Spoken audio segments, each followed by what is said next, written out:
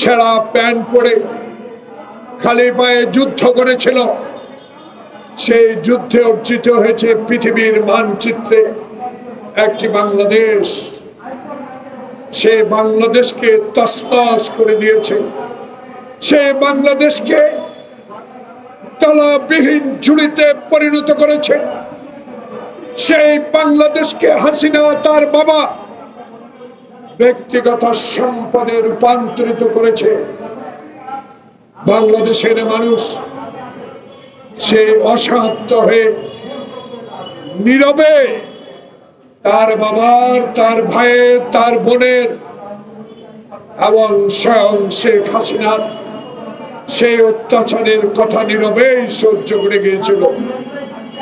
আজকে হাবিব, আপনারা যেভাবে সত্য চারশোদের বিরুদ্ধে আন্দোলন করে লৌহ মানবকে বিদায় করে দিয়েছিলেন, সেই হাসিনা লৌহ মানবী যিনি রক্ত খেতে ভালোবাসে, যিনি মির্জা আলমগীরের মতো লোককে জেলে নিতে ভালোবাসে, যিনি মির্জা আব্বাস, রিজভী আহমদ, গয়েশ্বর, ডক্টর মুশারফের মতো লোককে জেলে নিতে ভালোবাসে, যিনি ইলিয়াস আলীর মতো মানুষকে খুন করতে, গায়েব করতে ভালোবাসে, সেই হাসিনাকে আমাদের খোকন মুগ্ধের শত লোকের রক্তের বিনিময়ে অর্জিত আজকের এই স্বাধীনতা আবারও শেখ হাসিনা হিন্দুস্তান থেকে বসে বাংলাদেশের এই গণমানুষের এবং বিশ্বের দরবারে গ্রহণযোগ্য ব্যক্তি ডক্টর ইউনূসকে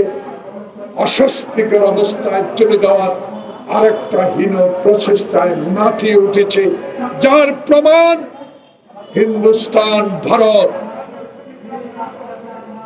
ভারত আপনারা বড় দেশ হতে পারেন, আপনাদের মনটা খুবই ছোট। আমরা ছোট দেশ হতে পারি, কিন্তু আল্লাহর রহমতে আমরা, আমাদের মন, দিলটা অনেক বড়। আমরা আপনাদেরকে বিশ্বাস করেছিলাম। আমরা পাকিস্তানের বিরুদ্ধে সংগ্রাম করেছিলাম। আমরা মাওলানা আব্দুল হামিদ খান ভাসানীর কথা শোনার চেষ্টা করেছিলাম। সেদিন কাকমারিতে 1957 সালে মাওলানা আব্দুল হামিদ খান ভাসানী আসসালামু আলাইকুম দিয়ে পশ্চিমাকে বিদায় করতে চেয়েছিল। এই শেখ মুজিব, ক্ষমতা লোভী শেখ হাসিনার পিতা,